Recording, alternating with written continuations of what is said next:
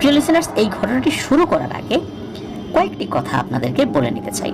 সেটি হচ্ছে, আফ্রিকান যে ব্ল্যাক ম্যাজিক রয়েছে, এই ব্ল্যাক ম্যাজিকের অনেকগুলো ধরন রয়েছে। এর মধ্যে বাংলাদেশে এই আফ্রিকান ব্ল্যাক ম্যাজিকের একটি ধারা প্রচলিত আছে, সেটা হচ্ছে ভুডু। ভুডু একটা পুতুল। এই পুতুলের ভেতরে যার উপর জাদু করা হবে তার ব্যবহার্য যে বিভিন্ন জিনিস বা শরীরের কোনো একটা অংশ, যেমন চুলের অংশ বা হাতের নখ, এই জিনিসগুলো ভেতরে ঢুকিয়ে দেওয়া হয়। তারপর এর উপর ব্ল্যাক ম্যাজিক করে সুচালো কোনো জিনিস, স্পেশালি সুই, চোখে, হাতে, পিঠে, বুকে, এই জায়গাগুলোতে গেঁথে দেওয়া হয়। যার প্রেক্ষাপটে কি হয়, ওই যে ব্যক্তি যার উপর ব্ল্যাক ম্যাজিক করা হয়েছে উনি আস্তে আস্তে অসুস্থ হতে থাকেন এবং খুব তাড়াতাড়ি মৃত্যুর কোলে ঢলে পড়েন। প্রিয় লিসেনার্স, এই বিষয়টি বাংলাদেশেও রয়েছে। আর একটা ব্যাপার স্পেশালি গাম্বিয়াতে রয়েছে। চুকস গাম্বিয়ার উপকূলের একজন নাগরিক। তো ওই এলাকাতে দুই ধরনের ব্যাপার প্রচলিত আছে। তার মধ্যে একটা হচ্ছে কুম্পো নৃত্য বা কুম্পো নাচ। আপনারা ইউটিউবে এটার উপর যদি সার্চ করেন বা কুম্পো ড্যান্স এটা লিখে সার্চ করেন, অসংখ্য ভিডিও আপনারা পাবেন। আপনারা দেখতে পাবেন বিশেষ ধরনের একটা মূর্তির মতো তৈরি করা, অথবা একটা ঢাকনার মতো তৈরি করা, গাছের লতাপাতা দিয়ে এটা তৈরি করা হয়েছে। এই জিনিসটা শূন্যে কিভাবে নৃত্য করে, এটার ওয়েট এত বেশি যে কোনো মানুষ এটা ভেতরে ধরে থেকে উঁচু করে রাখতে পারবে না, আর রাখলেও খুব বেশিক্ষণ রাখা সম্ভব নয়। অথচ ঘন্টার পর ঘন্টা এই নাচ চলছে। অনেকেই বলেছেন যে এর ভিতরে মানুষ রয়েছে। হ্যাঁ, এই কথার আংশিক সত্য। কিভাবে সত্য সেটাও আমি আপনাদেরকে বলে দিতে চাই। প্রথমত, এই কুম্পো নৃত্য এই জিনিসটা আফ্রিকার গাম্বিয়া সহ আশেপাশের বিভিন্ন দেশের বিভিন্ন এলাকাতে খুব জনপ্রিয় একটি নৃত্য। এক ধরনের অবয়ব তৈরি করা হয়, যেই অবয়বটা অদ্ভুতভাবে নৃত্য করে।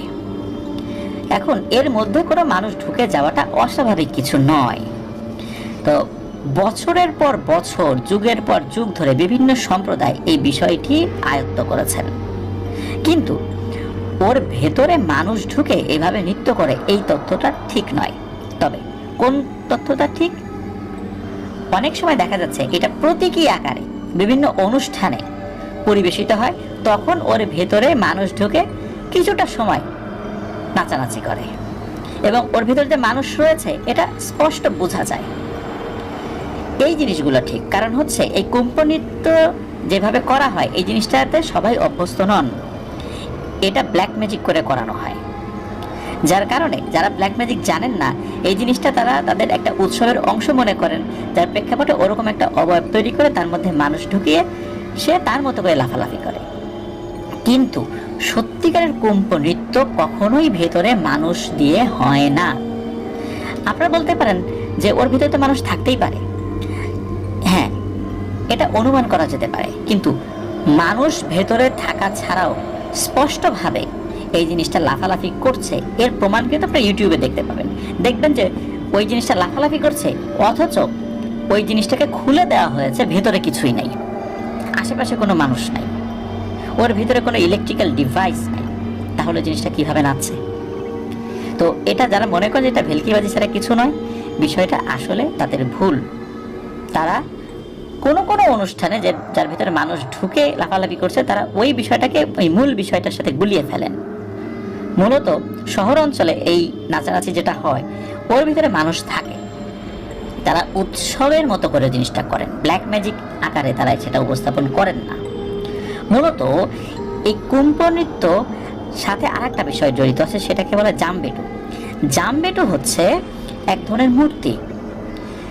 যারা ব্ল্যাক ম্যাজিশিয়ান তারা কি করেন, তারা এই জামবেটুর মধ্যে পিশাচ শ্রেণীর জিনদেরকে আটক করে ফেলেন। আর এই জামবেটু ওই যে কুম্পো নৃত্যের যে আবরণটা ওর মধ্যে ঢুকিয়ে দেওয়া হয়, তখন ওই পিশাচটি সরব হয়ে ওঠে এবং তখন ওই পিশাচটি ওর মধ্যে লাফালাফি শুরু করে দেয়।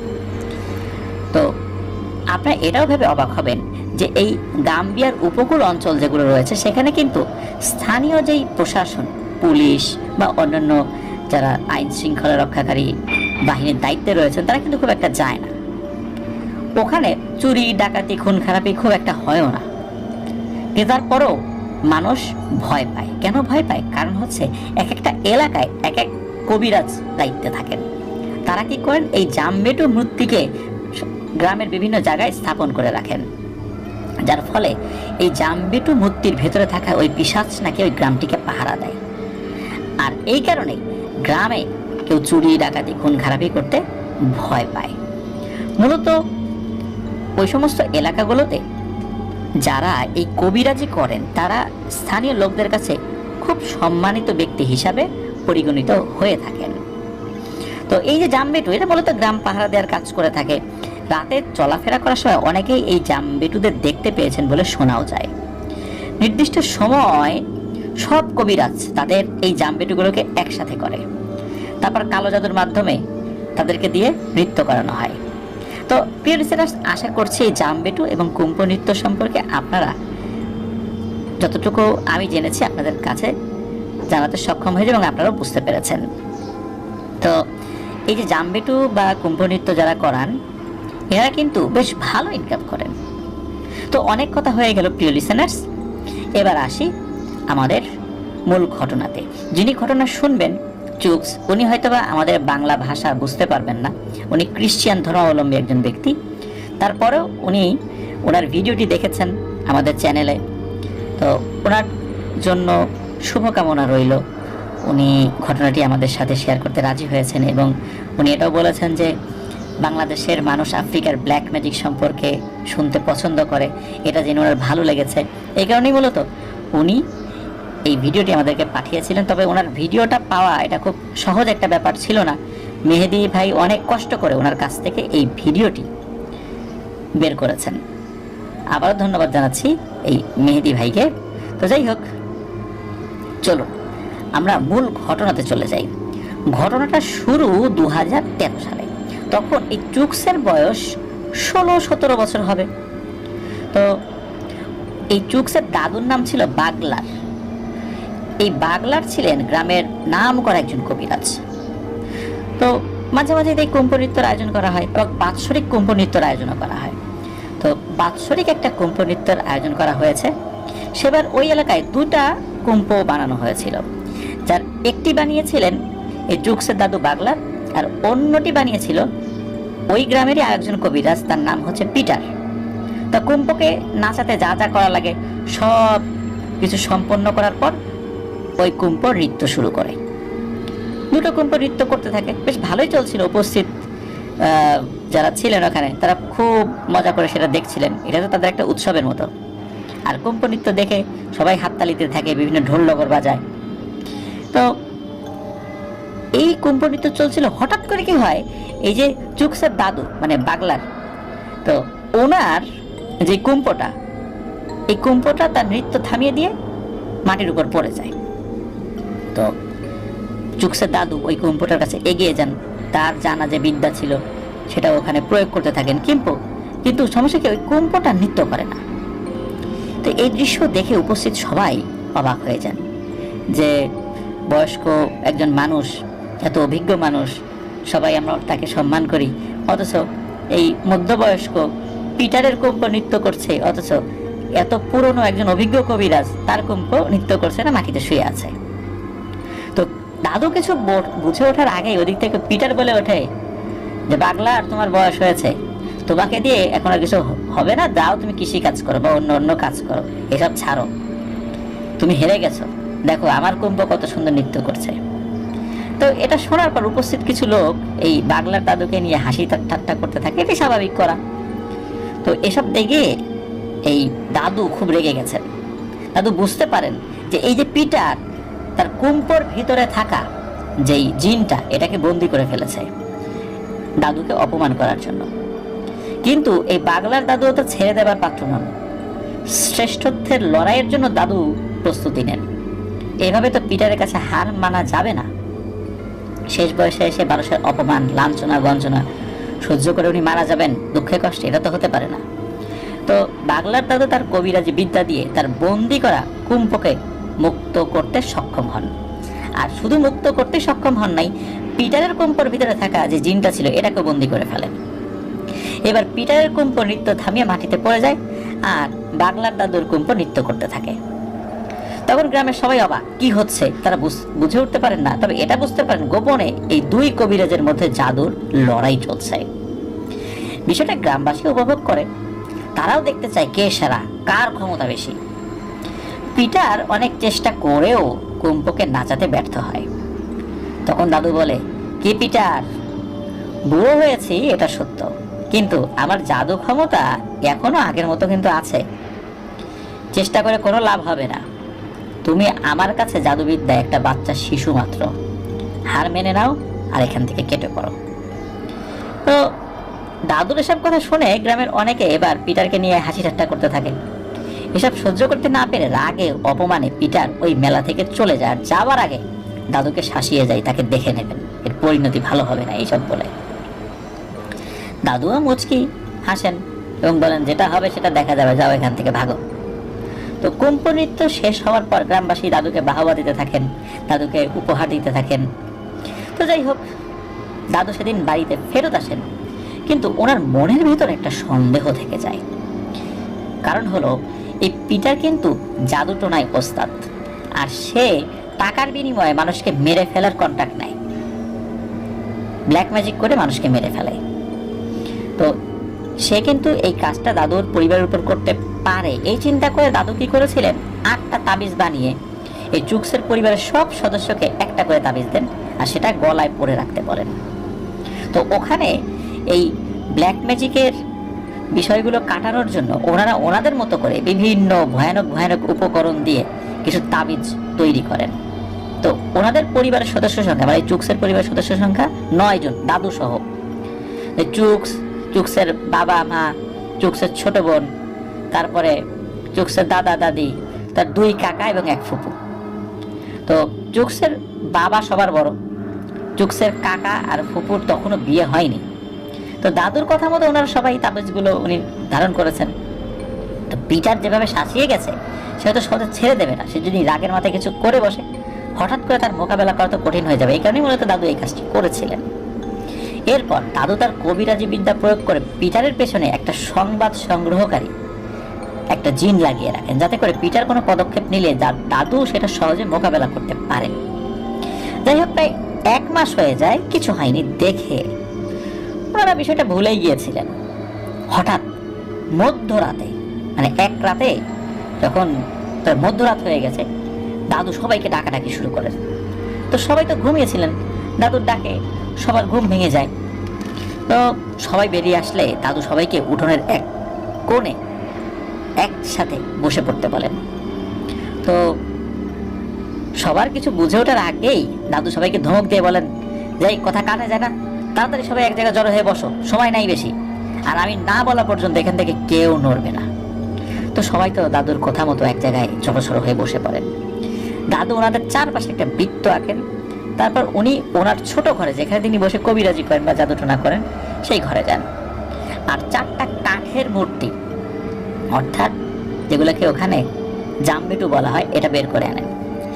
মূর্তি 4টাকে বৃত্তের 4 কোণে রাখেন। বৃত্তটা গোল, কিন্তু ওটাকে 4টা সাইডে রেখেছিলেন আর কি। তারপর দাদু তার ওই ঘরে চলে যান এবং সেখান থেকে একটা কাঠের টুল বের করে আনেন এবং সাথে একটা তোয়ালে, মানে টাওয়েল সাথে নিয়ে আসেন।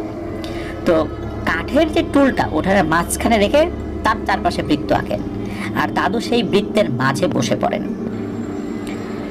এবার দাদু টুলে বসে মন্ত্র পড়তে থাকেন। আর ওই যে হাতে যে টাওয়ালটা, আমরা অনেক সময় টাওয়াল ভেজানোর পরে যেভাবে চিপি পানি, মানে নিংড়াই, যেটা পানি ফেলার জন্য, এক হাত দিয়ে এক পাশে ধরে আর এক হাত দিয়ে মোচড়াতে থাকি, ঠিক ওইভাবে উনি ওই টাওয়ালে পাক দিতে থাকেন।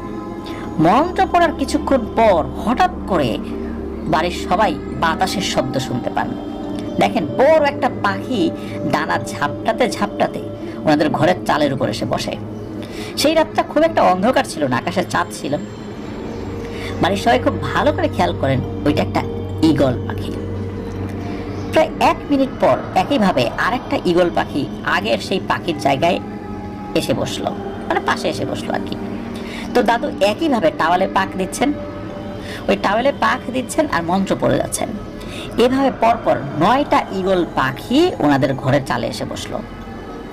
তো বাড়ির সকলের ভেতরে এক ধরনের আতঙ্ক সৃষ্টি হয়েছে, আসলে কি হতে যাচ্ছে। পরিস্থিতি যাই হোক, ওনাদের বিশ্বাস ছিল যে দাদু সবকিছু সামলিয়ে নেবেন, কারণ উনি অনেক বড় একজন কবিরাজ। হঠাৎ করে কি হলো, ওই যে সামনে যে 4টা জামবেটু রেখেছিল, যে পুতুল আর কি, কাঠের পুতুল, হঠাৎ করে একটা জামবেটু একটু নড়ে উঠলো। সাথে সাথে একটা ঈগল পাখি চাল থেকে উড়ে ওনাদের সামনে, মানে ওই যে যারা বসেছিল বৃত্তের ভিতরে, বাড়ির সবাই ওই দিকটাতে চলে আসে। ঈগল পাখির এই ক্ষিপ্র গতিতে আসা দেখে ওই বৃত্তের ভিতরে থাকা সবাই ভয় পেয়ে যান এবং একে অন্যকে জড়িয়ে ধরেন। কারণ দাদু বলেছিলেন যা কিছু হয়ে যাক বৃত্তের বাইরে বের হওয়া যাবে না, উনি যতক্ষণ না পর্যন্ত না বলেন। ঈগল যেভাবে শিকার ধরে ঠিক একইভাবে মাটি থেকে কিছু একটা ধরে নিয়ে উড়ে চলে গেল। ওই বৃত্তের ভেতরে থাকা লোকদেরকে আক্রমণ করলো না। প্রথম দিকে বৃত্তের ভেতরে থাকা এই যে চুক্স বা অন্যান্যরা কিছু দেখতে পান নাই যে পাখিটা আসলে কি ধরে নিয়ে গেল। এর 20 থেকে 25 সেকেন্ড পর আবার জামবেটু একটু নড়ে ওঠে আর মাটিতে পড়ে যায়। সাথে সাথে আর একটা ঈগল একইভাবে ছো মেরে কিছু একটা ধরে নিয়ে উড়ে চলে যায়। এবার ওনারা খেয়াল করেন যে ঈগলের মুখে যেটা, সেটা একটা সাপ। তো প্রথমে পা দিয়ে ধরেছে, তারপর ঠোঁট দিয়ে আর একটা অংশ ধরেছে, এইভাবে উড়ে চলে গেছে। তো এইভাবে একটা একটা করে জামবেটু নড়ে ওঠে আর একটা ঈগল এসে সাপ ধরে নিয়ে চলে যায়। জামবেটু ওখানে 4টা ছিল, কিন্তু ঈগল ছিল 9টা। তো প্রত্যেকটা জামবেটু 2 বার করে নড়ে ওঠে, 2 বার করে নড়ে ওঠে, পড়ে যায়, দ্বিতীয়বার পড়ে যায়। তো এভাবে 8টা ঈগল 8টা সাপ ধরে নিয়ে উড়ে চলে গেল। বাকি থাকলো একটা ঈগল। কিন্তু দাদু কিন্তু তার মন্ত্র পড়া বন্ধ করেন নাই। হঠাৎ দাদু তার হাতের যে টাওয়েলটা, এই টাওয়েলটা উঠোনের একদিকে ছুঁড়ে মারেন।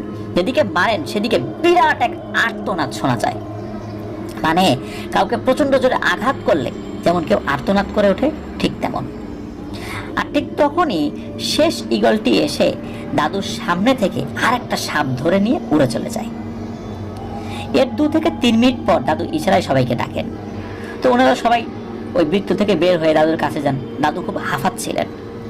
তো এই যে চুক্সের বাবা, উনি দাদুকে ধরেন আর জিজ্ঞেস করেন যে এসব কি হচ্ছে বাবা।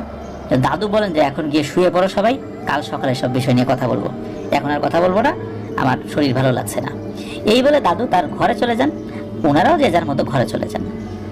সকালবেলা দাদু ঘুম থেকে উঠলে ওনারা সবাইকে দাদুকে জিজ্ঞেস করেন যে কাল রাতে কি হয়েছিল। তখন দাদু বলতে থাকেন যে কুম্ভ নৃত্য নিয়ে পিটারের সাথে ঝামেলা হওয়ার পর থেকে পিটার চেয়েছিল পুরো পরিবারকে শেষ করে দিতে, মানে চুক্সের মা বাবা সে থেকে শুরু করে দাদা দাদি সবাইকে শেষ করে দিতে। কিন্তু এই যে দাদু, উনি বিপদ আঁচ করতে পেরে সবাইকে একটা রক্ষা কবচ দিয়ে রাখেন। এটা তার কোনো জাদু কাজ করেনি। আর এর ফলে ওই পিটার খুব একটা ক্ষতি করতে পারেনি, যেহেতু সবাই আর একটা জাদুর মন্ত্র দিয়ে সিদ্ধ করা মাদুলি ধারণ করেছে। তখন পিটার বুঝতে পারে এভাবে তো কাজ হবে না। তখন সে অন্য কৌশল অবলম্বন করে, এটা হচ্ছে সর্প চালান বা সাপ চালান। এটা খুবই ভয়ানক একটা আফ্রিকান কালো জাদু। এর সামনে কোনো রক্ষা কবচ কাজ করে না, মানে যে যত বড় তাবিজ নিক না কেন কোনো লাভ নাই। ওই সাপ যার উপর একবার চালান করা হয়, যে কোনো ভাবে হোক, ওই সাপটা ওই ব্যক্তিকে দংশন করবেই। আর একবার যদি এই সাপ কাউকে কাটে তবে তার আর কোনো রক্ষা নেই, নিশ্চিত মৃত্যু। পিটার বেশ কিছুদিন ধরে বনে জঙ্গলে চষে বেরিয়ে কিছু বিষাক্ত সাপ ধরে। এইভাবে কিছু না, প্রায় 100টা সাপ ধরে। 100টা সাপ ধরার পর এগুলোকে টুকরো টুকরো করে কাটে, তারপর 9টা হাঁড়িতে করে গরম পানিতে সেদ্ধ করে, তারপর তন্ত্র মন্ত্র পড়ে এগুলো রেখে দেয়। 7 দিন পর প্রত্যেকটা হাঁড়িতে বিষাক্ত একটা একটা সাপের জন্ম হয়। এই সাপগুলো কিন্তু স্বাভাবিক সাপ ছিল না, এগুলো ছিল পিশাচ সাপ। মূলত এই তন্ত্রমন্ত্রের কারণে ওইখানে একটা পিশাচ চলে আসে এবং ওই পিশাচটাই সাপের রূপ লাভ করে। গত রাত্রে যখন দাদু ঘুমিয়েছিলেন তখন তার বার্তাবাহক জিন এসে স্বপ্নের ভিতরে এসব কথা বলে দেয় যে আজ রাত্রে সেই পিশাচ সাপগুলো আসবে। এই সাপ সাধারণ সাপ না, এই সাপ একবার কাটলে মৃত্যু নিশ্চিত। তখন উনি দ্রুত ঘুম থেকে উঠে পড়েন এবং পিটারের পাঠানো সাপের মোকাবেলা করার জন্য উনি প্রস্তুতি নেন এবং সবাইকে ডেকে এই রিচুয়ালটা করেন। তো পিটার এই দাদুকে মারার জন্য ভিন্ন একটা কৌশল অবলম্বন করেছিল। সে দাদুর পেছনে শুধু একটা সাপ না, সাপের সাথে একটা শক্তিশালী ভয়ানক জিনও চালান করে, যাতে ওই জিনের সাথে মোকাবেলা করার সময় দাদু ব্যস্ত হয়ে পড়বেন। আর ঠিক ওই সুযোগে সাপটা খুব সহজেই দাদুকে দংশন করতে পারে। তো বাড়ির অন্য সদস্যরা যে ঈগল পাখিগুলো দেখেছে, সেগুলো আসলে কোনো ঈগল পাখি ছিল না, সেগুলো ছিল এই দাদুর অনুগত জিন, যারা ঈগল পাখির রূপে এসে ওই সাপগুলোকে ধরে নিয়ে গেছে আর ওই সাপগুলোকে মেরেও ফেলেছে। আর এই ঈগলগুলোকে সাপ ধরতে সাহায্য করেছে এই জামবেটুগুলো। এই জামবেটুর ভেতরে তো আবার জিন রয়েছে। সবকিছু শোনার পর বাড়ির সবাই তো ভয় পেয়ে যান আর পিটারের উপর ভয়ানক রাগ হতে থাকে। তো একটা অনুষ্ঠানকে কেন্দ্র করে এত কিছু কিভাবে করে মানুষ? গাম্বিয়াতে এই ধরনের অনুষ্ঠান হর হামেশাই হয়। অনেক কবিরাজরা এসে তারা তাদের বিদ্যা জাহির করেন, কিন্তু তাই বলে একটা পরিবারকে ধ্বংস করার জন্য এরকম কাজ করবে, এটা তো হতে পারে না। এই কারণেই বাড়ির সবাই পিটারের উপর খুব রাগ হয়। আর মূলত দাদু তো ওই পিটারের জিনকে আটকায় নাই, পিটার নিজেই এই কাজটি করেছিল, দাদুর জিনকে আটকে রেখেছিল, যার ফলে তার কম্প নৃত্য করা থামিয়ে দিয়েছিল। দাদু তো শুধু তার জবাব দিয়েছে। বিষয়টা সেখানে শেষ হয়ে গেলে ভালো হতো, কিন্তু পিটার যেটা করলো এটা খুবই জঘন্য কাজ। পিটার এই চুক্সের পুরো পরিবারকে শেষ করে দিতে চেয়েছিল।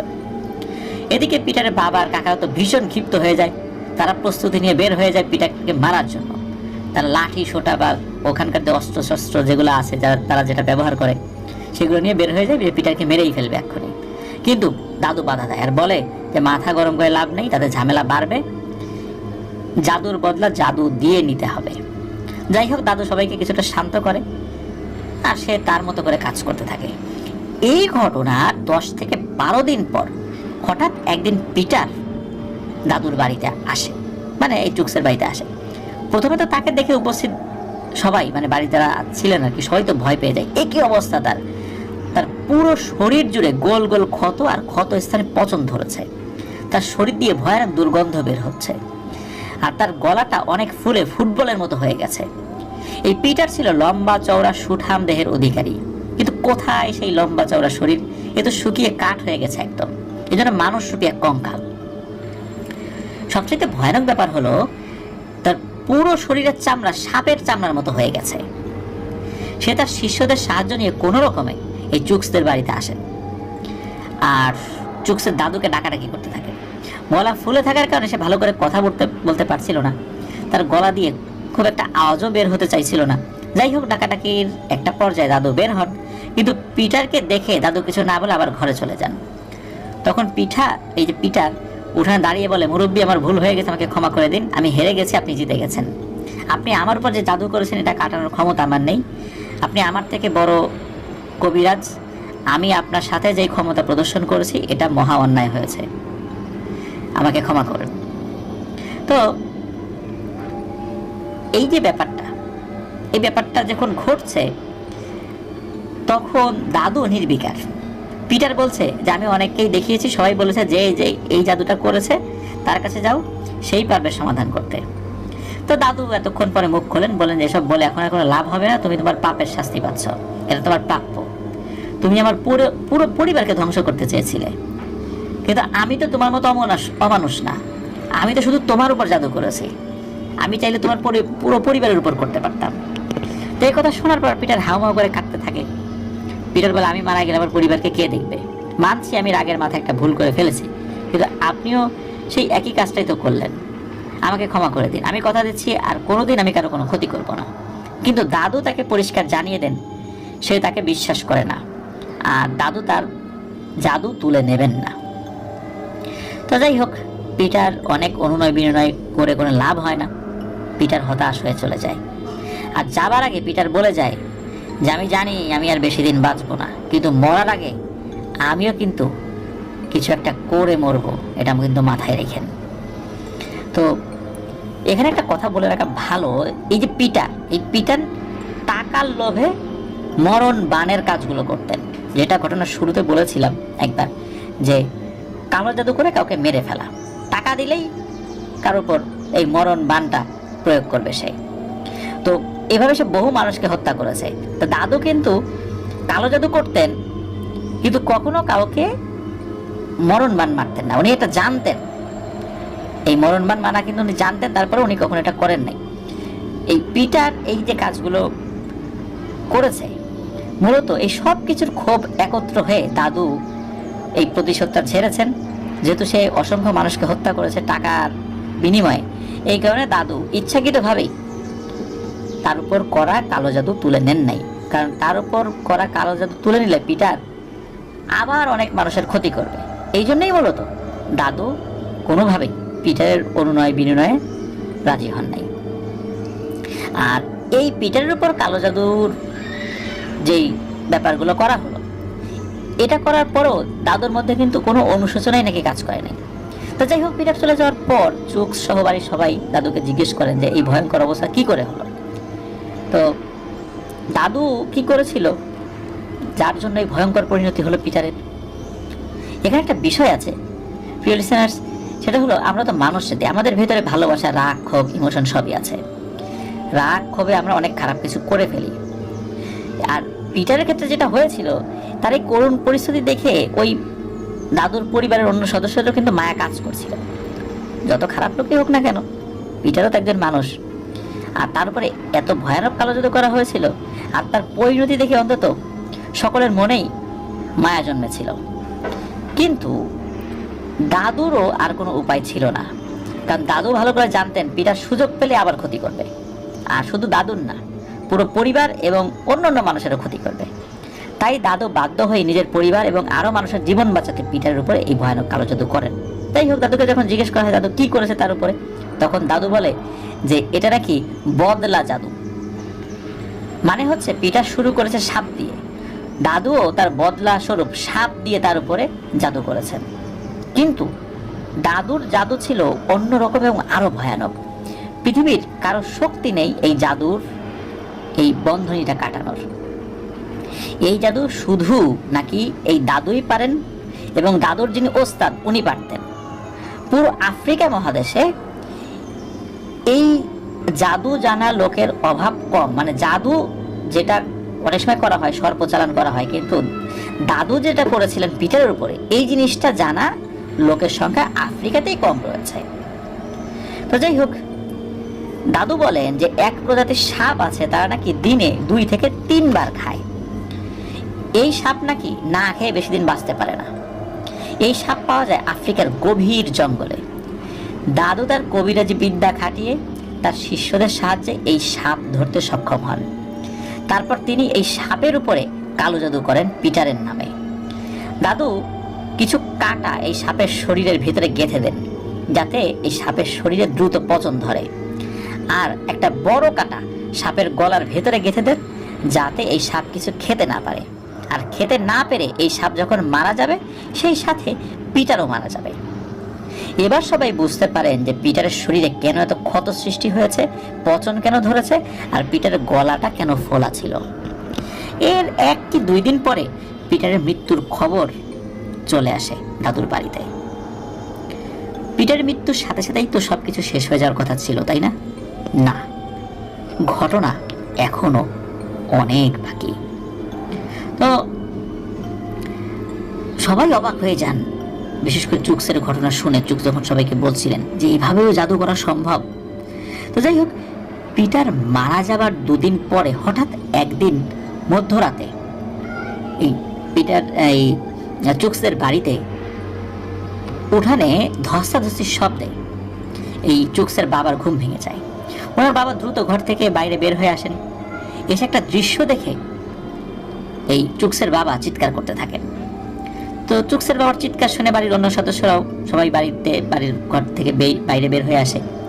তো সবাই দেখেন যে এই চুকসের দাদু উঠানে অচেতন অবস্থায় পড়ে আছে, আর চুকসের বাবা দাদুকে ধরে জ্ঞান ফেরানোর চেষ্টা করছে। মানে অন্যান্য সবাই এসে দেখেন। তো কি হয়েছে জানতে চাইলে চুকসের বাবা বলেন যে উনি ধস্তাধস্তির শব্দে বাইরে এসে দেখেন কোনো এক অদৃশ্য শক্তি এই চুক্সের দাদুকে তুলে আছাড় মারছে।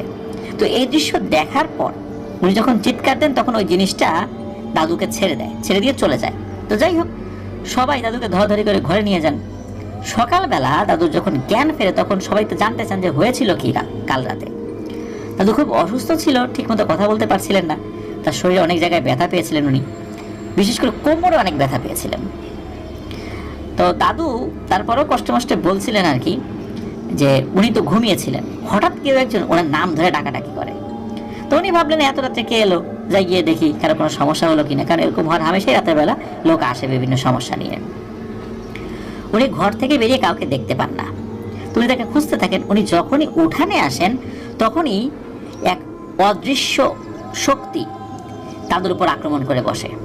এটা ছিল অনেক শক্তিশালী এবং দ্রুতগামী একটি জিন।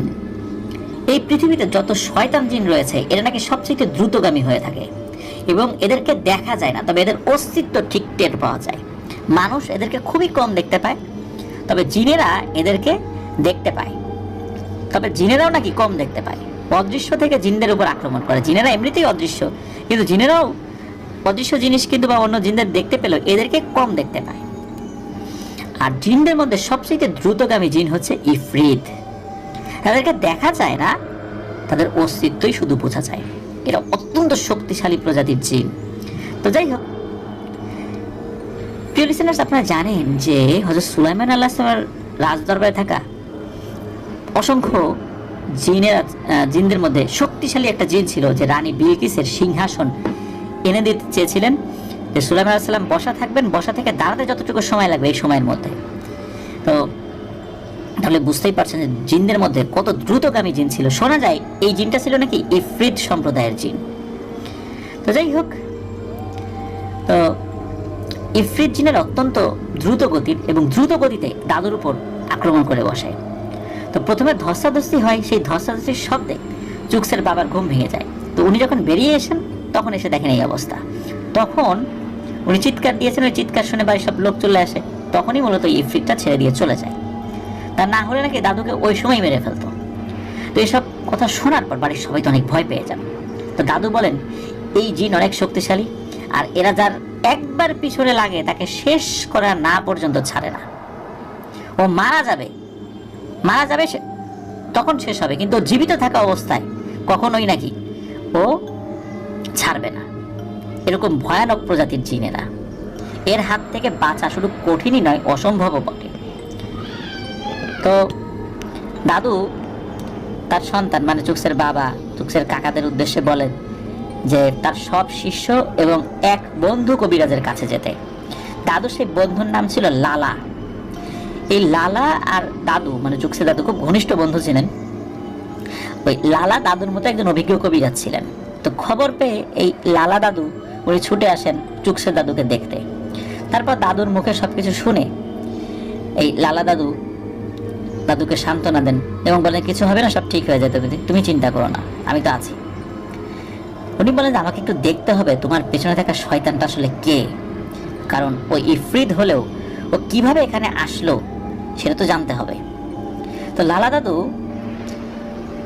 এই চুক্সের দাদুকে বলেন যে বন্ধু তুমি একটু সুস্থ হও, তারপর এই সমস্যার সমাধান করব। আপাতত বাড়িটা বন্ধ করে রাখো যাতে করে শয়তান বাড়ির ভিতর প্রবেশ করতে না পারে। তখন দাদু বলেন তোমার কি মনে হয় এটা করে তাকে আটকানো যাবে? আমার বশকৃত সব জিনদের চোখ ফাঁকি দিয়ে সে আমার উপর আক্রমণ করেছে, তাকে কোনোভাবে আটকানো সম্ভব নয়।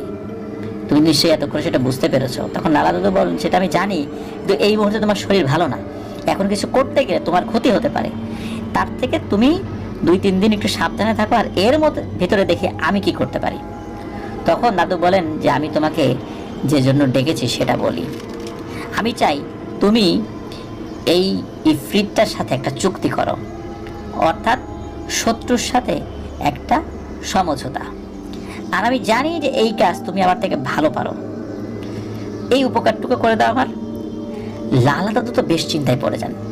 একটু ভেবে চিন্তা করে সে চুক্সের দাদুকে বলেন যে হ্যাঁ সেটা করা যায়, কিন্তু তুমি তো ভালো করে জানো বাগলার, সে যদি চুক্তি করতে রাজি হয় তখন সে যা চাইবে তাকেই সেটা দিতে হবে, আর তা না হলে তুমি আর আমি কেউ বাঁচবো না।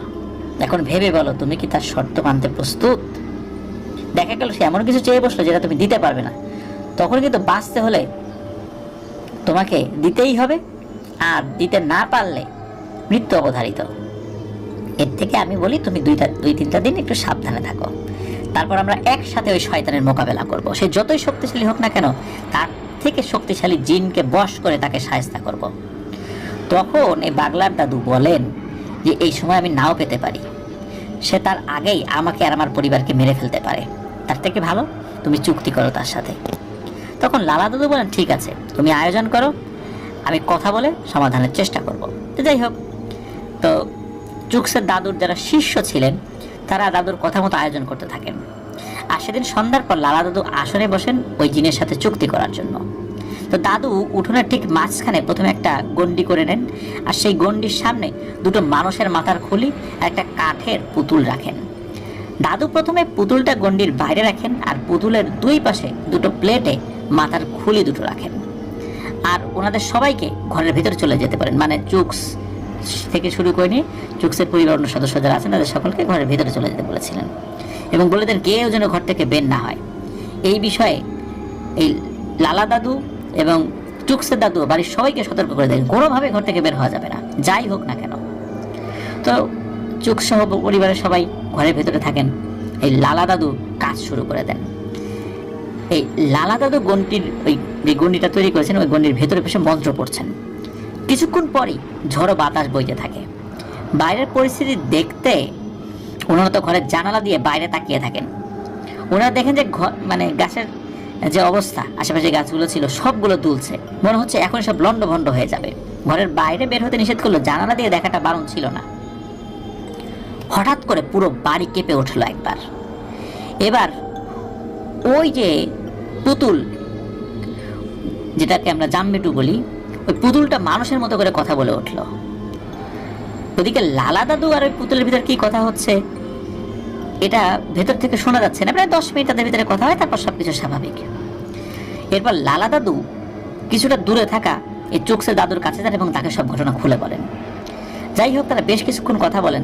তারপর লালা দাদু বিদায় নিয়ে চলে যান। যাওয়ার আগে বলে যান, তুমি সব তৈরি করে আমাকে খবর পাঠালে আমি চলে আসব।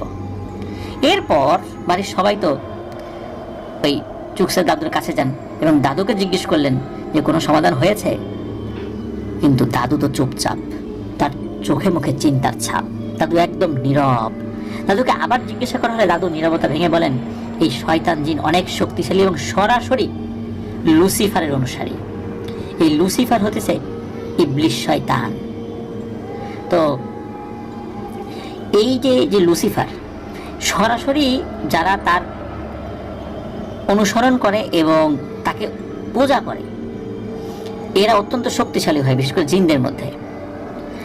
আর এদেরকে থামানোটা অত্যন্ত কঠিন ব্যাপার। এই পিটার মৃত্যুর আগে একটা যজ্ঞ করে যায় লুসিফারের নামে, এবং সে একটা নর বলি দিয়েছিল, জীবন্ত একটা মানুষকে বলি দিয়েছিল। সে মরে যাচ্ছে, তারপরও সে তার পাপ কাজ থেকে বিরত হয়নি। সে একটা নর বলি দেয়, কোনো জায়গা থেকে একটা মানুষকে ধরে নিয়ে এসেছে, তাকে বলি দেয়, এবং বলি দেওয়ার মাধ্যম দিয়ে এই শয়তানকে এই পরিবারের উপরে চালান করে দিয়েছে।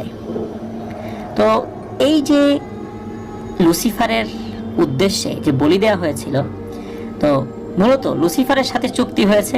আর যখন কোনো মানুষ এই ধরনের নরবলি দেওয়ার মাধ্যমে লুসিফারের সাথে চুক্তি করে, তখন খুব শক্তিশালী একটা পিশাচ প্রকৃতির জিন, ইফরিত সম্প্রদায়ের জিন, তখন ওই বিষয়টা বাস্তবায়ন করার জন্য সে কাজ শুরু করে দেয়। আর যদি ওই জিনটা এই কাজ না করে, তাহলে নাকি খোদ ইবলিশ শয়তান ভয়ানক শাস্তি দেয় ওই জিনটাকে। এই জন্য যে কোনো মূল্যে এই কাজটি করেই ছাড়ে ওই জিনটা। তো যাই হোক, ওই ইফরিত জিনটা নাকি এই লালা দাদুকে বলেছিল, যদি এই চুকসের দাদু তার সবচাইতে প্রিয় দুটো জীবনকে উৎসর্গ করতে পারে, তাহলেই নাকি শুধু এই ইফরিতটা চলে যাবে, তা না হলে সে যাবে না।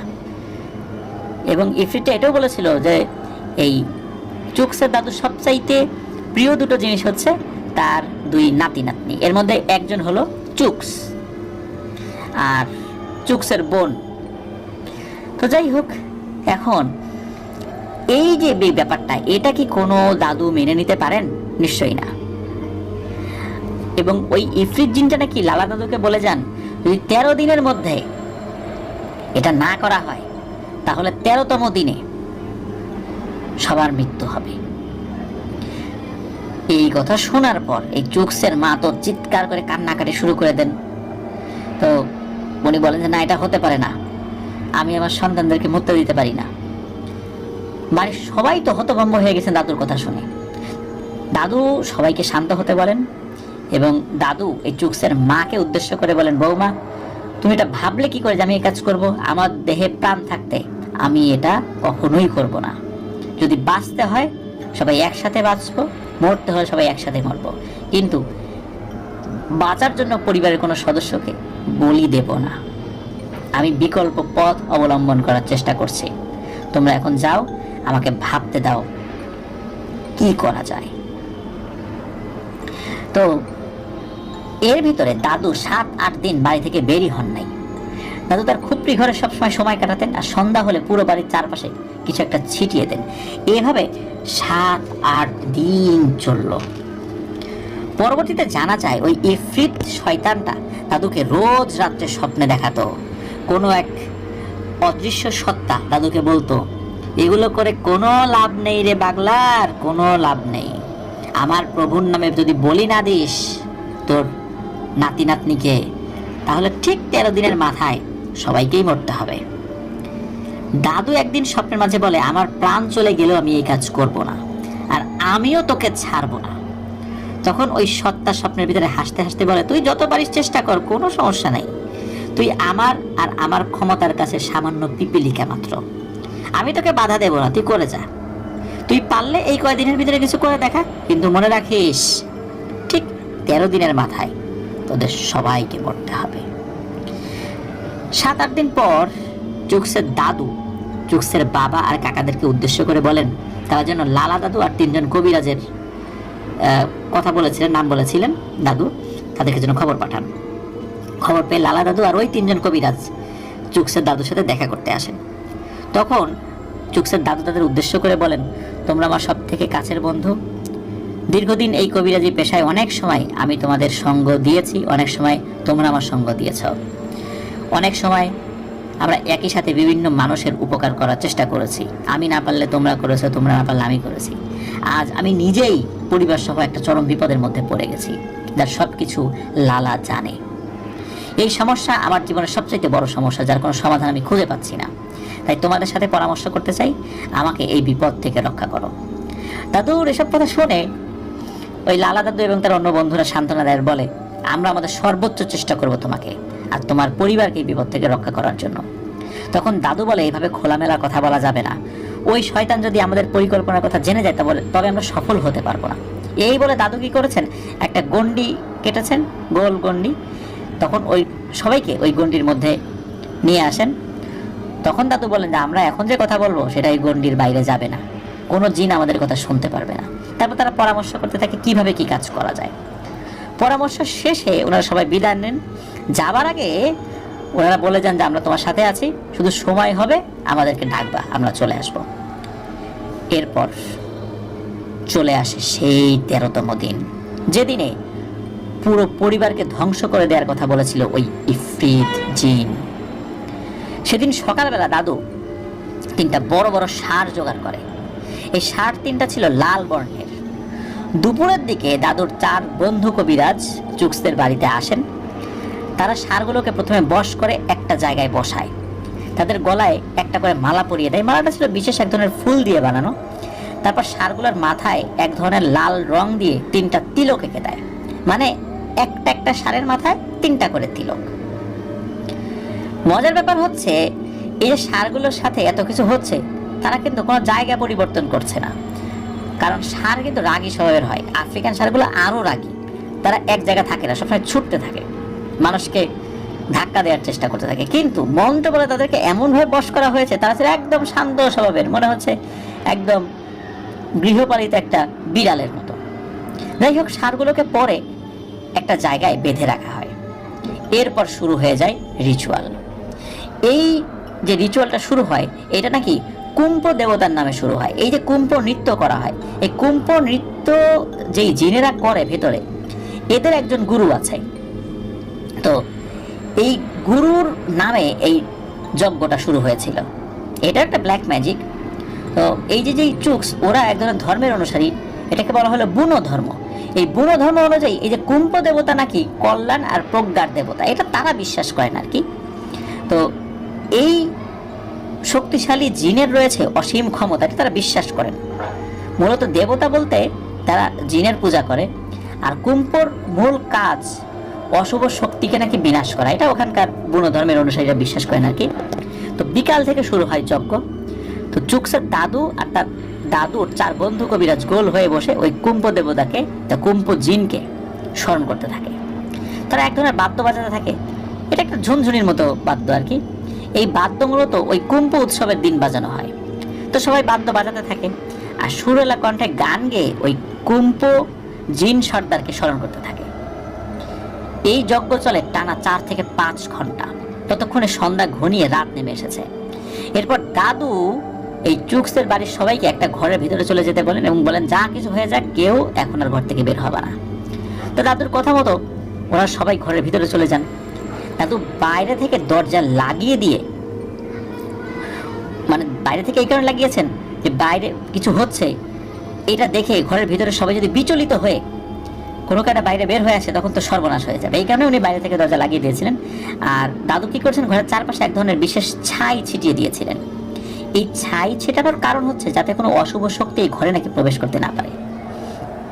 এদিকে কৌতূহলবশত বাইরে কি হয় সেটা দেখার জন্য বাড়ির সব পুরুষ সদস্য জানালার পাশে এসে দাঁড়ান।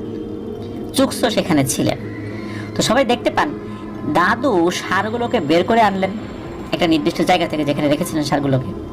আর সেগুলোকে উঠোনের ঠিক মাঝখানে রেখে তার সামনে একজন কবিরাজকে দাঁড় করিয়ে চুক্সের দাদু সহ বাকি 3 জন কবিরাজ উঠোনের চারপাশে দাঁড়িয়ে জোরে জোরে মন্ত্র পড়তে লাগলেন।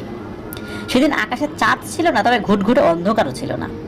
ঘর থেকে সবাইকে এক একটা অবয়বের মতো লাগছিল আর তাদের মুভমেন্ট বোঝা যাচ্ছিল। রাত হওয়াতে ষাঁড়গুলোর চোখ জ্বলজ্বল করছিল। যাই হোক, কিছুক্ষণ মন্ত্র পড়ার পরে হঠাৎ করে বাতাস বইতে শুরু হয় আর এই চুক্সের বাড়িটা কেমন যেন ভারী হয়ে যায়। এরপরে যেটা হলো সেটা ওনারা কল্পনাও করতে পারেন নাই। সেটা হলো 3টা আগুনের গোলা কোথা থেকে এসে ওই ষাঁড় 3টা শরীরে প্রবেশ করে। আর সাথে সাথে ওই ষাঁড়গুলো খুব ভয়ঙ্কর ভাবে হুঙ্কার দিতে থাকে। সিংহ যেভাবে হুঙ্কার দেয়, মনে হচ্ছে এর থেকেও অনেক অনেক ভয়ানক ভাবে হুঙ্কার দিচ্ছে, যেভাবে ষাঁড় কখনো শব্দ করে না। ওই হুঙ্কার শুনে কোনোভাবেই মনে হচ্ছিল না ওগুলো ষাঁড়, মনে হচ্ছে সিংহ এবং গরিলার শব্দ একত্র করলে যেরকম শব্দ হয় ওই ধরনের একটা শব্দ, ওই ধরনের একটা হুঙ্কার আসছিল। হঠাৎ করে বাতাস তীব্র হতে থাকে আর ষাঁড়গুলো পুরো উঠোন জুড়ে ছোটাছুটি করতে থাকে। ওদিকে দাদু আর তার কবিরাজ বন্ধুরা মন্ত্রপাঠ করেই যাচ্ছে। হঠাৎ করে শুরু হয় প্রচুর আর্তনাদ, মনে হচ্ছে অদৃশ্য কিছু যুদ্ধ করছে। মুহূর্তের ভেতরে এই চুক্সের বাড়ি হয়ে একটা যুদ্ধের ময়দান, ভয়ানক এক পরিবেশ। এই আর্তনাদ শুনে ভয়ে তো ওনারা রীতিমতো কাঁপাকাঁপি করতে থাকেন। মনে হচ্ছে এক্ষুনি ওনাদের উপর আক্রমণ করে বসবে সব ভয়ঙ্কর অদৃশ্য সত্তাগুলো।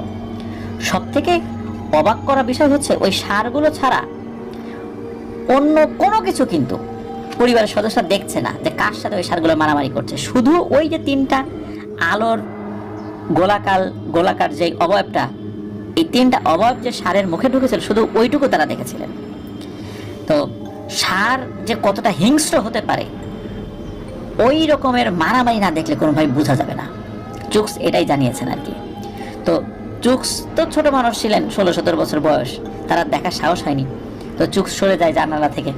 তো এই যুদ্ধটা অনেক সময় ধরে চলে। একটা অদ্ভুত ব্যাপার হচ্ছে, এরকম ভয়ঙ্কর 3টা ষাঁড় উঠোন জুড়ে ছোটাছুটি করছে, কিন্তু এই চুক্সের দাদু পাগলার সহ আরো যেই কবিরাজরা আছেন তাদের শরীরে কিন্তু ওই ষাঁড়গুলোর কোনো স্পর্শই লাগছে না। এটা কি কোনো স্বাভাবিক বিষয়? নিশ্চয়ই না। তো যাই হোক, যুদ্ধ চলার এক সময় চুক্সের দাদু আর তার বন্ধুরা চিৎকার করে বারবার একটা কথা বলতে থাকে, যেটা আফ্রিকান ভাষায়, মানে তারা তো সব কথা আফ্রিকাতেই বলেছে, আমরা পিওর বাংলায় আপনাদেরকে বলছি আর কি। তা আফ্রিকান ভাষায় এক ধরনের শব্দ করে, এটা যদি বাংলা করা হয় সেটা এরকম হয় হচ্ছে, অপশক্তির পরাজয় হবে, ধ্বংস করে দাও, এই ধরনের কথা বারবার বলছিল আর কি। তো এভাবে ষাঁড় এবং অদৃশ্য শক্তির যুদ্ধ চলল সারা রাত। ভয়ানক এক রাত ছিল ওই পরিবারের জন্য। তো এটা ছিল চুকসের জীবনের সবচেয়ে ভয়ঙ্কর অভিজ্ঞতা, এটা চুকস জানিয়েছেন। তো শেষ রাতের দিকে আস্তে আস্তে সব নীরব হয়ে যায়, ঝড় বাতাস আর্তনাদ সব বন্ধ হয়ে যায় ততক্ষণে। ওদিকে ষাঁড় তিনটা মাটিতে লুটিয়ে পড়ে। সাথে সাথে বাগলার দাদু আর তার বন্ধুরা দ্রুত তাদের কাছে ছুটে যায়, আর বাইরে থেকে পানি এনে ওই ষাঁড়গুলোর মাথায় ঢালতে থাকে। ষাঁড় তিনটা একদম অচেতন হয়ে পড়েছিল। এদিকে ভোরের আলো ফুটে ওঠার পর দাদু ওনাদের সকলের মানে ঘরের ভিতরে যারা ছিল আর কি দরজা খুলে দিলেন আর বলেন, আপাতত বিপদ কেটে গেছে। আপাতত এই কথাটা শুনে বাড়ির লোকজন তো আরো অবাক হন। আপাতত মানে কি? তাহলে কি আরো বিপদ আছে সামনে? ওদিকে ষাঁড়গুলোর প্রাথমিক চিকিৎসা চলছে, তারা একটু সুস্থ হলে তাদেরকে তাদের মালিকের কাছে বুঝিয়ে দেওয়া হয়। যাই হোক, দাদুর বন্ধুরা সবাই দাদুর কাছ থেকে বিদায় নিয়ে চলে যান। তারপর দাদু বাড়ির সবাইকে উদ্দেশ্য করে বলেন, যাও সবাই সবার কাজ করো, আমি একটু বিশ্রাম নিয়ে পরে কথা বলবো। পরবর্তী দাদু বলেছিলেন, ওই ষাঁড়গুলোর ভেতরে তিনটা দুর্ধর্ষ জিন ভর করেছিল, যারা ছিল আফ্রিকান ভাষায় এদেরকে সারাকি বলা হয়। এই সারাকির তিন সন্তান। সারাকি হচ্ছে বুনো ধর্মাবলম্বী যারা আর কি, তাদের জিনেদের রাজা। তো এই সারাকির তিন সন্তান নাকি 3 লক্ষ সৈনিকের সাথে লড়তে পারে। খুব দুর্ধর্ষ জিন এই তিনজন, এরা 3 আপন ভাই। এরা সহজে কারো ডাকে সাড়া দেয় না, কিন্তু এই বাগলার দাদু মানে চুকসের দাদু এবং তার বন্ধুদের সমস্ত অভিজ্ঞতা বিদ্যা প্রয়োগ করে তাদেরকে হাজির করতে সক্ষম হন। তো চুকসের কাছে এই সারাকি রাজা সম্পর্কে জিজ্ঞেস করা হয়েছিল, মেহেদি ভাই সহ আরো অন্যান্য জিজ্ঞেস করেছেন, কিন্তু চুকস এই বিষয়টা এড়িয়ে যান। শুধু এতটুকু বলেছিলেন যে এই সারাকি নাকি অনেক ক্ষমতার অধিকারী, এর বেশি কিছু বলেন নাই। তো যাই হোক, সারাকি নিয়ে আমরা আর বেশি কিছু এখনো জানি না, পরবর্তীতে জানলে প্রিয় নিশ্চয় আপনাদেরকে জানাবো। তো সেদিন রাতে পিটারের চালান করা ইফরিত জিন যখন ওই পরিবারে এসেছিল, কারণ ওটা 13তম দিন ছিল, তখন ওই সারাকি 3 ছেলেকে দেখে সে চলে যায়। কারণ সে একা আসেনি, সে এসেছিল তার পুরো সৈন্য দল নিয়ে। কিন্তু সারাকি 3 ছেলের কাছে মার খেয়ে তার সৈন্যরা সব পালিয়েছে। আর ওই যে ইফরিত জিনটা, ওই জিনটাকে সারাকি 3 ছেলে বন্দি করে নিয়ে গেছে। এভাবে ওই রাত্রে দাদু এবং তার বন্ধুরা সবাই মিলে দাদুর পরিবারকে রক্ষা করতে সক্ষম হন। প্রিয় লিসেনার্স, মনে হতেই পারে সারাকির 3 ছেলে তো ওই ইফরিত জিনকে বন্দি করে নিয়ে গেল, ঘটনা কি এখানেই শেষ? না, ঘটনা এখানেই শেষ নয়। সারাকির 3 ছেলে ইফরিতকে ধরে নিয়ে যাওয়ার পরে সবাই মনে করেছিল ঘটনাটা এখানে শেষ, কিন্তু ভুল প্রমাণিত হলো তার 10 থেকে 12 দিন পর। এই ঘটনার পর বাগলার দাদু মানে চুকসের দাদু ধরে নিয়েছিলেন যে ঘটনা শেষ হয়ে গেছে, সারাকিরা তো ওকে ধরে নিয়ে গেছে, ওকে ছাড়বে না, ওকে হয়তো মেরে ফেলবে। হঠাৎ একদিন রাত্রে দাদু স্বপ্ন দেখেন। স্বপ্নে সেই অদৃশ্য সত্তাটাকে দাদুকে বলছে, কি রে বাগলার, কি ভেবেছিস আমার হাত থেকে বেঁচে গেছিস? এই বলে সে হাসতে থাকে। আর হাসি শেষে সে বলে, আমাকে বন্দি করে রাখার মতো এত শক্তি কারো নাই রে, তুই জানিস না আমার ক্ষমতা সম্পর্কে। সারাকির 3 ছেলে আমাকে খুব বেশি দিন বন্দি করে রাখতে পারবে না, আমি লুসিফারের অনুসারী, আমাকে বন্দি করা এত সহজ না। কতক্ষণ, কতদিন অপেক্ষা কর, মরতে হবে, সবাইকে মরতে হবে। এই বলে নাকি ওই জিনটা আবার হাসতে থাকে। এই স্বপ্ন দেখার পর দাদুর ঘুম ভেঙে যায়। দাদু তো দুশ্চিন্তায় পড়ে যান। এই শয়তানটাকে কিভাবে বিনাশ করবেন সেটা আর ভেবে পাচ্ছেন না দাদু। সে রাত্রে আর দাদুর ঘুম হয় না। ভোর হলে দাদু বেরিয়ে পড়েন তার বন্ধু কবিরাজদের সাথে দেখা করার জন্য। এদিকে রাস্তায় লালা দাদু আর এক কবিরাজের সাথে দেখাও হয়ে যায় বাংলার দাদু। তো দাদু তাদের দুজনকে দেখে অবাক হন, তাদের সাথে কথা বলে জানতে পারেন তারাও নাকি দাদুর সাথে দেখা করার জন্য আসছিলেন। আরো অবাক করা বিষয় হচ্ছে, দাদুর মতো তারা নাকি একই স্বপ্নই দেখেছেন। ওই শয়তান জিনটা তাদেরকেও স্বপ্নের মধ্যে হুমকি দিয়েছে। এমনকি ওই যে কবিরাজ লালা দাদুর যে আসছেন, তার আরো কবিরাজ এসেছেন, প্রত্যেকের জান তো নেবেই, তাদের পরিবারের কেউ নাকি শেষ করে দিবে ওই শয়তানটা বলেছে। ওই শয়তানটা কি বলেছে, এবার শুধু বাগলার আর বাগলার পরিবার না, এবার তোদের সাথে যুদ্ধ, এবার তোদেরকেও মারবো। এই কারণেই মূলত ওই লালা দাদু আর একজন কবিরাজ আসছিলেন এবং অন্যান্য কবিরাজ যারা আছেন তারাও নাকি একই স্বপ্ন দেখেছেন। এখন বিপদ তো শুধু একার না, এই শয়তানটাকে না আটকাতে পারলে এরা কেউ বাঁচবে না, সবাইকে মেরে ফেলবে। বাঁচতে হলে যা কিছু করতে হবে সেটা দ্রুত করতে হবে। সবাই মিলে বুঝতে পারেন যে সারাকির 3 সন্তান ওই ইফরিতকে নিয়ে গেলেও সে কোনো না কোনো ভাবে হয়তোবা বের হয়েই যাবে। আজ না হয় কাল, খুব বেশি দিন আটকে রাখা যাবে না। সুতরাং যা কিছু করার খুব দ্রুত করতে হবে। তখন তারা সবাই মিলে সলা পরামর্শ করতে থাকে কিভাবে এই শয়তান এবং তার পুরো বাহিনীকে বিনাশ করা যায়। সবাই মিলে সেদিন সিদ্ধান্ত নেন যে আজকে সবকিছু জোগাড় করে আগামীকাল সন্ধ্যায় সবাই মিলে ওই শয়তান জিনের ব্যবস্থা করা হবে। সেদিন সন্ধ্যার পরে দাদু কিছু রিচুয়াল করে চুক্সের বাড়ি পুরোটা বন্ধ করে দেন, আর বাড়ির সবাইকে সাবধান করে দেন রাতে যেন ঘর থেকে কেউ বের না হয়। তো ওনারা দাদুর কথা মতো যে যার ঘরে চলে যান এবং যে যার মতো শুয়ে পড়েন। হঠাৎ মধ্যরাতে একটা চিৎকার শুনে সবার ঘুম ভেঙে যায়। সাথে সাথে সবাই বের হয়ে দেখে এসে যে দৃশ্য দেখতে পায়, এটা ওই পরিবারের কেউ কখনো কল্পনাও করতে পারেনি এই দৃশ্য তারা দেখবে। এটা সহ্য করার মতো নয়। তারা এসে দেখতে পায় চুক্সের একমাত্র ফুপু, এই ফুপুর মাথাবিহীন নিথর দেহ মাটিতে পড়ে আছে ওয়াশরুমের পাশে। ফুপু তো ওয়াশরুমে যাওয়ার জন্য বাইরে বের হয়েছিলেন। ওয়াশরুম থেকেই উনি ফ্রেশ হয়ে ঘুমিয়েছিলেন, কিন্তু তারপর রাতের বেলা ওয়াশরুমের চাপ ছিল, এজন্য বের হয়েছিলেন। সবাই দেখেন যে ফুপুর গলার ফিনকি দিয়ে রক্ত পড়ছে, তখনও তার হাত পা ছোড়াছুড়ি করছে। কি একটা বিভৎস দৃশ্য যে একটা সুস্থ মানুষ, তার মাথা ছিঁড়ে পড়ে গেছে, তার শরীর কাঁপাকাঁপি করছে, ছটফট করছে, রক্ত পড়ছে, এইভাবে চোখের সামনে মৃত্যু হচ্ছে। এই দৃশ্য দেখার পর চুক্সের দাদি আর চুক্সের মা একটা চিৎকার দিয়ে অজ্ঞান হয়ে মাটিতে পড়ে যান, আর পরিবারের বাকি সদস্য পাথরের মূর্তির মতো দাঁড়িয়ে থাকেন। সেদিন পরিবারের অন্য সদস্যদের দেহ থেকে প্রাণবায়ু বের না হলেও মনে হচ্ছিল এখনই প্রাণবায়ু বের হয়ে যাবে দুঃখে কষ্টে। একসময় চুক্সের বাবা আর চুক্স এবং অন্যান্য কাকারা, মানে চুক্সের কাকারা হাউমাউ করে কান্নাকাটি শুরু করেন। তারা অনেকটা সময় নিথর হয়ে দাঁড়িয়েছিলেন এই দৃশ্য দেখে। এখানে চুক্স বলেছিলেন যে আমরা আফ্রিকানরা কিন্তু মানসিকভাবে অনেক শক্তিশালী, আমাদের চোখে এত সহজে পানি আসে না, কিন্তু আমার ফুপুর এমন মর্মান্তিক মৃত্যুতে আমাদের পাথর হৃদয়কেও মোমের মতো গলিয়ে দিয়েছিল। সে দৃশ্য, সে বেদনা, সেই বিভীষিকাময় রাতের কথা কোনোভাবেই প্রকাশ করে মনের কষ্টটা সব ঢেলে দেয়া যাবে না। তো এই কথা চুক্স বলেছিলেন। আর এদিকে এই ঘটনা ঘটার পর চুক্সের দাদু বারবার নিজেকে দোষারোপ করতে থাকেন। তিনি বারবার একটা কথাই বলতে থাকেন, আজ আমার ব্যর্থতার কারণে আমার মেয়েকে হারাতে হলো। সকালে খবর পেয়ে প্রতিবেশীরা, দাদুর সব কাছের মানুষজন, তার বন্ধু কবিরাজরাও ছুটে আসেন। তারা সবাই দাদুকে সান্ত্বনা দিচ্ছে, কিন্তু দাদু কারোর সাথে কোনো কথা বলছেন না।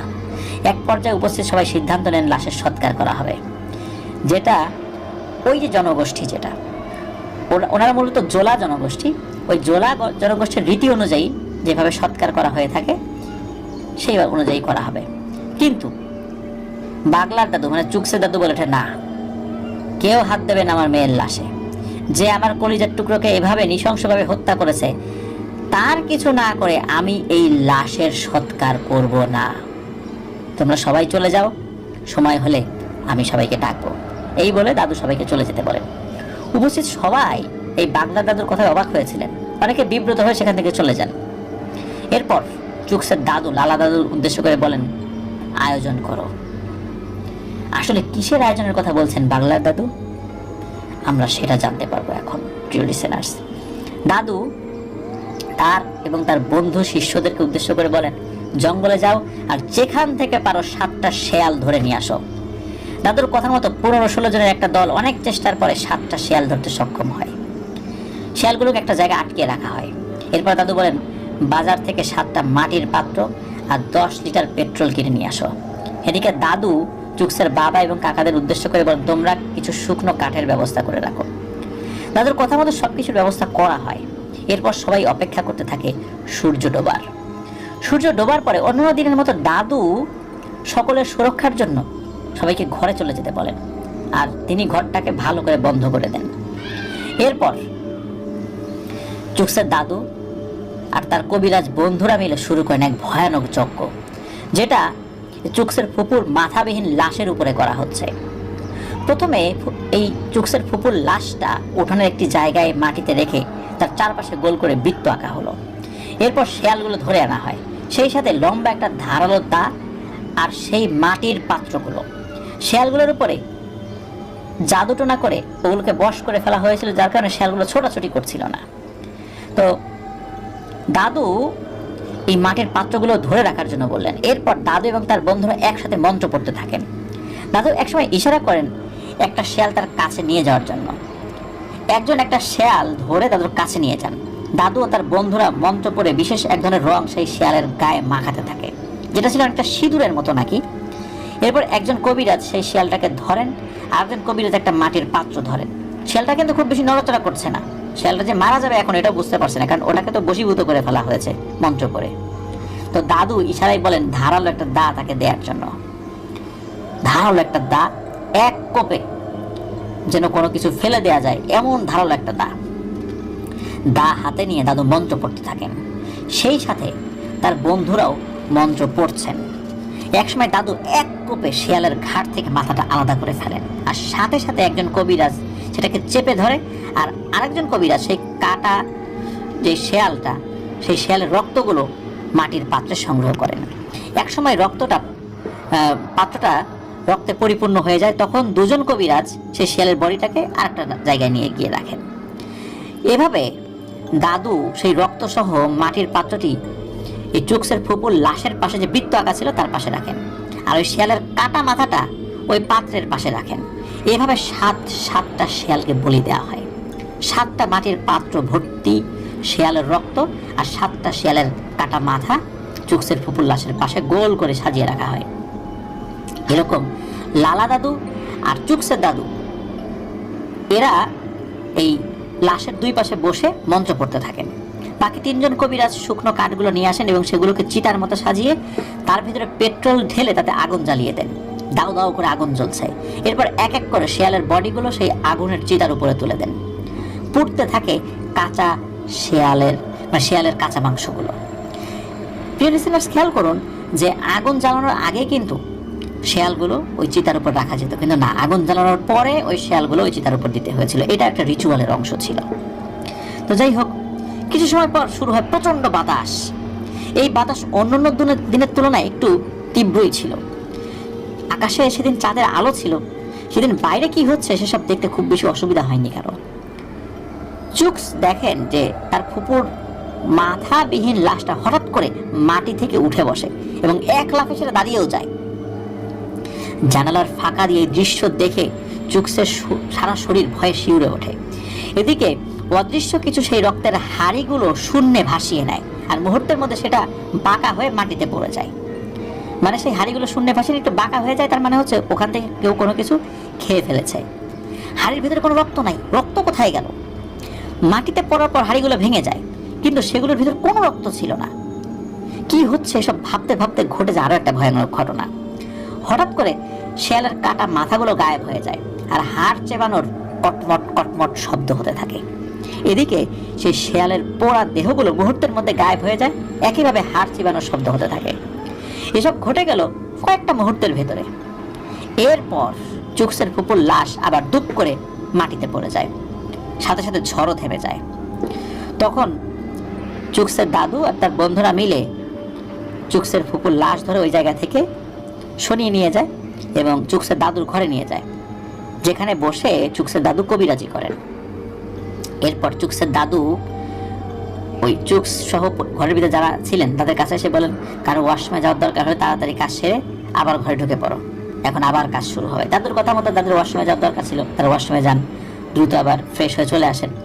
এরপর দাদু বলেন, আমি আমার ঘরে থাকবো, আমার সাথে আমার বন্ধুরা থাকবে, তোমরা রাতে ঘর থেকে কেউ বের হবে না, আমি ডাকলেও বের হবে না, যতক্ষণ পর্যন্ত ভোরের আলো ফুটবে না ফোটে ততক্ষণ পর্যন্ত কেউ বের হবে না।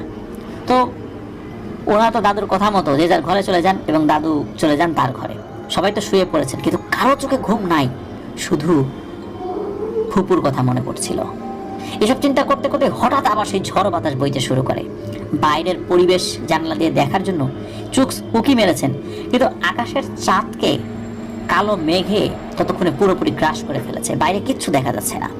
হঠাৎ প্রচন্ড শব্দ করে ওনাদের ঘরের জানালা বন্ধ হয়ে যায়। ওনারা তো ভয়ে ছিটকে পড়েন। এর কয়েক সেকেন্ড পর শুরু হয় ধস্তাধস্তের করুণ আর্তনাদ, ভয়ঙ্কর সেই আর্তনাদ, প্রাণ বাঁচানোর আর্তনাদ। বিভীষিকাময় রাতটা আবার ফেরত আসলো। এভাবে চলতে থাকে 20 থেকে 30 মিনিট। পুরো সময় জুড়ে সবাই একটা আতঙ্কের ভেতরে ছিলেন। এই বুঝি দেহ থেকে প্রাণটা বেরিয়ে যাবে, অদৃশ্য কোনো একটা সত্তা এসে আক্রমণ করবে, এক টানে মাথাটা ছিঁড়ে ফেলবে দেহ থেকে। সেই সময় আসলে কেমন অনুভূতি হতে পারে, এটা যারা ওই পরিবেশ পরিস্থিতি থাকবে তারা ছাড়া কেউ বলতে পারবে না। যাই হোক, কিছুক্ষণ পর সব নীরব হয়ে যায়। তাদের কথা মতো কেউ ঘর থেকে বের হয় নাই। পরদিন সকাল হলে সবাই ঘর থেকে বের হয়ে আসেন। এসে দেখেন পুরো উঠোন জুড়ে অসংখ্য কাক মরে পড়ে আছে। তো দাদু সেগুলোকে এক জায়গায় জড়ো করেন এবং একটা গর্ত করে মাটি চাপা দিয়ে দেন।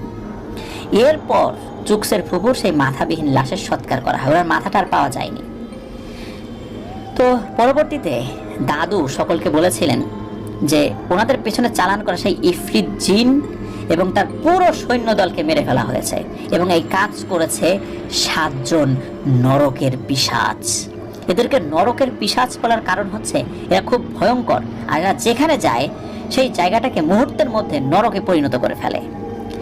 দাদু যখন এই জাদুবিদ্যা শিখতে যান তখন তার ওস্তাদ তাকে বলেছিলেন এক ধরনের পিশাচ আছে যাদের অসীম ক্ষমতা। তারা মূলত 7 সদস্য বিশিষ্ট একটি দল। তারা যে দলে থাকে 7 জন থাকে। এরা অনেক শক্তিশালী এবং দেখতে খুবই কুৎসিত এবং ভয়ঙ্কর। এমনকি তাদেরকে যদি অন্য জিন দেখে তখন সেই সব জিনদেরও নাকি ভয় অবস্থা খারাপ হয়ে যায়। এরা এমন ধরনের পোশাক পরে থাকে, বর্ম, হাতে অস্ত্র, এমন ধরনের যুদ্ধংদেহী মনোভাবে সবসময় থাকে। কোনো জিন সামনে আসলেই মনে করে এই বুঝি এরা এক কোপে ওই জিনের মাথা ফেলে দেবে। এই জন্য কোনো জিন তাদের সামনে আসতে সাহস পায় না। আবার এরাও সহজে কারো সামনে আসে না আর বিনা কারণে কারো ক্ষতি করে না। এদেরকে ডাকার একটা পদ্ধতি রয়েছে। এদের এই কুৎসিত এবং ভয়ানক স্বভাবের কারণে সব জিনেরা তাদেরকে সমাজ থেকে তাদের যে সমাজের কাছেও ধারে কাছেও যায় না আর কি। শুধু এই জন্য না, পৃথিবীতে যদিও বা এই ধরনের অসংখ্য জিন আছে, তাদেরকে এই ধরনের ভয়ঙ্কর স্বভাবের কারণে তারা কিন্তু তাদের সমাজ থেকে বিতাড়িত। প্রিয় লিসেনার্স, আপনাদের মনে আছে কিনা যে আমরা কিন্তু একটা ইহুদি জিনের কথা বলেছিলাম। এক তান্ত্রিক, এক শিষ্য এক তান্ত্রিকটাকে বশ করেছিল। যাই হোক, তাকে ওই ইহুদি জিনটা একটা জায়গায় আটকে গিয়েছিল। পরবর্তীতে একজন বুজুর্গ ব্যক্তি সেখান থেকে তাকে মুক্ত করে। যাই হোক, একটা জিন বন্দি থাকা অবস্থায় কি পরিমাণ ভয়ানক হতে পারে তা কিন্তু এই ইফরিত জিনটাকে দেখলে বোঝা যায়। সে কিছুদিনের জন্য বন্দী হয়েছিল, কিন্তু সারাকির 3 সন্তান কিন্তু তাকে বেশি দিন বন্দী রাখতে পারে নাই। সে ঠিকই বের হয়েছিল। আর এই যে 7টা জিন, এরা যখন আসে এরা চারদিকে কেয়ামত করে ফেলে একদম। কোনো ধরনের কোনো মায়া মহব্বত এদের মধ্যে নাই। তবে হ্যাঁ, এই 7টা জিনকে হাজির করে একটা পদ্ধতি রয়েছে। এদের সবচেয়ে প্রিয় হচ্ছে শেয়ালের তাজা রক্ত, শেয়ালের কাটা মাথা এবং শেয়ালের পোড়া মাংস। এই জিনিসগুলো ওরা ধরে খেতে পারে না। তাদের এত ক্ষমতা থাকা সত্ত্বেও এই জিনিসগুলো তারা ধরে খেতে পারে না। কোনো তান্ত্রিক বা কোনো মানুষ যদি এদেরকে এইভাবে করে দেয় তাহলে শুধু এরা খেতে পারে। এই কারণেই এই চুকসের দাদু সেদিন চুকসের ফুপুর মৃত লাশের উপরে একটা যজ্ঞ বা রিচুয়াল করে তাদেরকে হাজির করাতে সক্ষম হয়েছিলেন। ওই 7টা শেয়াল বলি দিয়ে তাদেরকে বিশেষ ভোজন করানো হয় এবং এতে তারা খুশি হয়। তখন তাদেরকে বলা হয় তাদেরকে কেন ডাকা হয়েছে। তখন তাদেরকে দাদু বলেন, এই দেখো আমার মেয়ে, বিনা দোষে আমার মেয়েটাকে হত্যা করেছে ওই জিনটা। ওই জিনটাকে আমরা কোনোভাবেই থামাতে পারছি না, তোমাদের সাহায্য দরকার। তো দাদু তাদেরকে বোঝাতে সক্ষম হন এবং তাদেরকে এটাও বোঝাতে সক্ষম হন যে বিনা দোষে তার মেয়েকে হত্যা করা হয়েছে। তখন ওই নরকের 7 পিশাচ জিন, ওই ইফরিত জিন এবং তার সঙ্গীদের উপর মারাত্মক ক্ষিপ্ত হন এবং ওই সময় এই 7 পিশাচ ওই ইফরিত জিনকে চ্যালেঞ্জ করে। তখন ওই ইফরিত জিন তার সৈন্য সামন্ত নিয়ে চলে আসে, আর ওইখানে ওই ইফরিত জিন এবং তাদের সৈন্য সামন্তর একজনও জীবিত থাকতে পারেনি। প্রত্যেককেই ওই নরকের 7 পিশাচ হত্যা করেছে। এরা মূলত নরক থেকে উঠে এসে বিষয়টা এরকম নয়, ওরা যেখানে যায় তাদের অ্যাক্টিভিটিস দিয়ে সেখানে একদম নরক বানিয়ে ফেলে, ভয়ানক পরিবেশ পরিস্থিতি সৃষ্টি করে ফেলে। তো এইভাবেই বাগলার দাদু চুকসের দাদু এই সমস্যা থেকে তার পরিবারকে রক্ষা করতে পেরেছিলেন। আর ভয়ানক এই ধরনের রিচুয়াল করে নরকের 7 পিশাচকে ডেকে নিয়ে এসেছিলেন। যদিও তার পরিবারের একজন সদস্যকে নির্মমভাবে হত্যা করা হয়েছিল, এই ইফরিত জিন হত্যা করেছিল। প্রিয় লিসেনার্স, আপনারা এটা জেনে অবাক হবেন যে আফ্রিকাতে অনেক দোকানে দোকানের মধ্যে দেখা যাচ্ছে যে যে ক্যাশ বক্স থাকে, ক্যাশ বক্সের মধ্যে কিছু কয়লা থাকে, কিছু লবণ থাকে, মন্ত্র পড়া কয়লা লবণ এগুলো থাকে। অনেক জাদুকররা নাকি কি করে, কোনো মালামাল কিনে যে টাকাগুলো দিয়ে যায়, এই টাকাতে দেখা যায় কোনো রক্তের কোনো একটা ছিটে ফোঁটা লেগে আছে বা কোনো তেল লেগে আছে। এই টাকাগুলো নাকি ক্যাশ বক্সে রাখার পর কিছুক্ষণ পরে এই টাকাগুলো নাকি আর থাকে না, চলে যায়। এগুলো নাকি অদৃশ্য হয়ে যায় এবং ওই মালিকের কাছেই চলে যায়। দুষ্ট জিনেরা এই টাকাগুলো আবার ওই মালিকের কাছে দিয়ে আসে। এই জন্য মূলত তারা এই জিনিসটা রাখেন। অনেক বাঙালিরাও কিন্তু এই কাজটি করে থাকেন। আর মানে ভালো যে ব্যাপারটা সেটা হচ্ছে যে বাঙালিদের মধ্যে অধিকাংশই সূরা ফালাক নাস বা চারকুল, যেটা সূরা কাফিরুন, ইখলাস, ফালাক নাস, এগুলো পরে ফু দিয়ে রাখেন, তখন কিন্তু তাদের সমস্যা হয় না। কিন্তু যারা অমুসলিম যারা আছেন ওরা তো এগুলো পারেন না, তখন তারা এই কাজটি করে থাকেন। তো এভাবে কিন্তু আফ্রিকাতে প্রতিটা পদে পদে কালো জাদুর প্রভাব রয়েছে। প্রিয় লিসেনার্স, আমরা চুকসের পরিবারের সাথে ঘটে যাওয়া ভয়ানক এই কালো জাদুর ব্যাপারটি আপনাদের সামনে তুলে ধরলাম। প্রিয় লিসেনার্স, আফ্রিকার মানুষদের সাথে অনেক ঘটনা ঘটে। খেলার মাঠে বজ্রপাত হয় অথচ আকাশে কোনো মেঘ নেই। ওই বজ্রপাতে এক পক্ষের সব প্লেয়ার মারা যায় অথচ তার পাশেই আর অন্য দলের প্লেয়াররা ছিল, তারা প্রত্যেকেই সুস্থ। ইউটিউবে কিন্তু এমন ঘটনা আপনারা পাবেন, দেখতে পারেন। এটা কিভাবে সম্ভব? এটা সম্ভব এই ভয়ানক কালো জাদুর মাধ্যমে। আফ্রিকাতে এমন ধরনের কালো জাদু রয়েছে যেটা আমরা কল্পনাতেও আনতে পারি না। শুনলে আমাদের কাছে এগুলো স্বপ্নের মতো মনে হবে। পশ্চিম আফ্রিকার দেশ সেনেগাল, গাম্বিয়া, এইখানে কিন্তু এই যে কুম্ভ নৃত্যের আয়োজন করা হয়। কুম্ভ নৃত্য নিয়ে ইউটিউবে অনেক বিষয় আছে, যেটা আমি শুরুতে বলেছি, আপনারা এগুলো দেখতে পারেন। কিন্তু যারা এটা বিশ্বাস করেন না, তারা ওই যে যারা ভিতরে মানুষ ঢুকে করেন, বিভিন্ন ক্যামেরার সামনে আলোক সজ্জা আছে, সেখানে গিয়ে নাচানাচি করেন, ওর ভিতরে তো মানুষই রয়েছে। কিন্তু গ্রামের যেই ব্যাপারগুলো রয়েছে সেখানে কিন্তু সত্যি সত্যি ওর ভিতরে কোনো মানুষ থাকে না। এটা আপনারা দেখলেও, শুধু আপনারা, যে কোনো স্বাভাবিক মানুষ দেখলেই বুঝতে পারবে এর ভিতরে কোনো মানুষ নাই। আর ওর ভিতরে যে মানুষ নাই, এটা বিভিন্ন সময় কিন্তু তারাও এটা দেখিয়ে দেয় যে এর ভিতরে কোনো মানুষ নেই।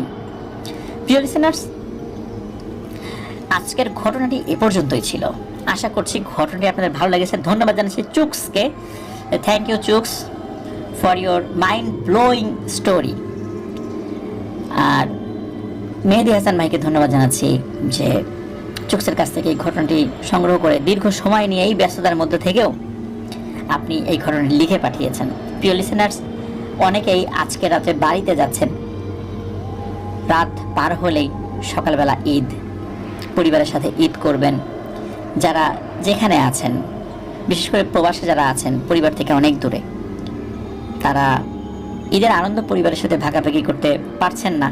তাদের মনের কষ্টটা আমরা উপলব্ধি করতে পারি কিছুটা। তাদেরকে সান্ত্বনা দেওয়ার ভাষা আমাদের নেই, তবে একটা সময় তো আসবেন দেশে। কিছু কিছু ঈদ নিজের জন্য কুরবানি দিতে হয়, পরিবারের মুখে হাসি ফোটানোর জন্য। আপনারা এই কাজটি করছেন। প্রিয় লিসেনার্স, এই মুহূর্তে অনেকে লঞ্চে রয়েছেন, বাসে রয়েছেন, ট্রেনে রয়েছেন, গাড়িতে রয়েছেন।